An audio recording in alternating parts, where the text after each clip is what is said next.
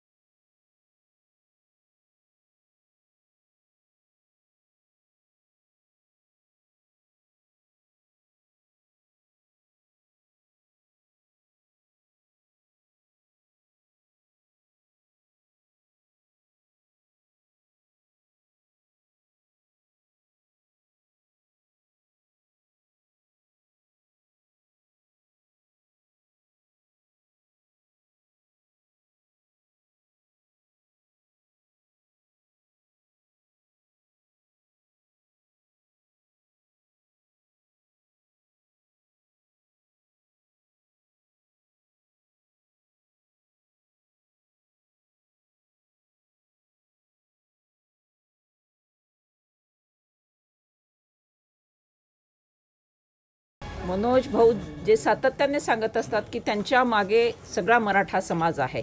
मग आम्ही देखील त्या सगळ्या मराठा समाजातच आलोय, आम्ही त्यांच्या सोबतच आहोत, त्यांच्या मागेच आहोत। मुळात आम्ही आपल्याला हे सांगू इच्छितो की मराठा आरक्षणाव्यतिरिक्त अनेक बाबी अशा आहेत की ज्या मराठा समाजाच्या हिताच्या आहेत, दूरगामी त्यांच्यावरती परिणाम घडवणाऱ्या आहेत आणि या गोष्टींना हात घालण्यासाठी आज या बैठकीचं प्राथमिक स्वरूपात आयोजन करण्यात आलेलं। आरक्षणाचा लढा योग्य दिशेने जात नसल्याचा आरोप अप्रत्यक्षपणे आंदोलकांनी केला होता। त्यानंतर मराठा आंदोलकांनी एकत्रित येत लढा पुढे नेण्यासाठी एकत्रित यायला हवं असा निश्चय केला। यानंतर कोल्हापुरात एक महत्त्वाची बैठक झाली। या बैठकीत लढा तीव्र स्वरूपाचा करण्याचा इशारा देण्यात आला। मात्र या लढ्यात जरांगे पाटील हे वेगळ्या दिशेने असल्याचं पाहायला मिळतंय, कारण त्यांना या बैठकीमध्ये समाविष्ट करण्यात आलं नाही।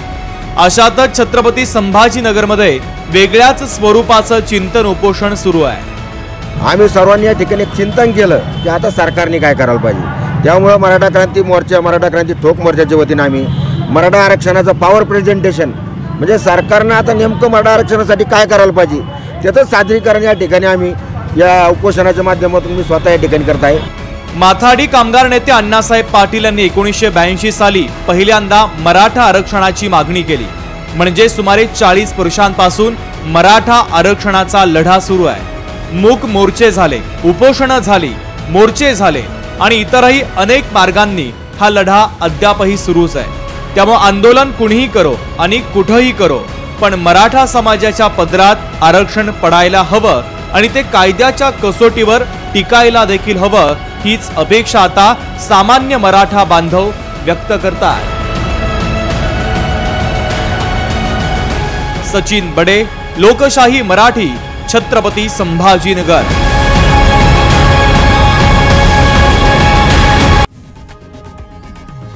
लोकशाही मराठी ऐका, पहा, जागरूक रहा।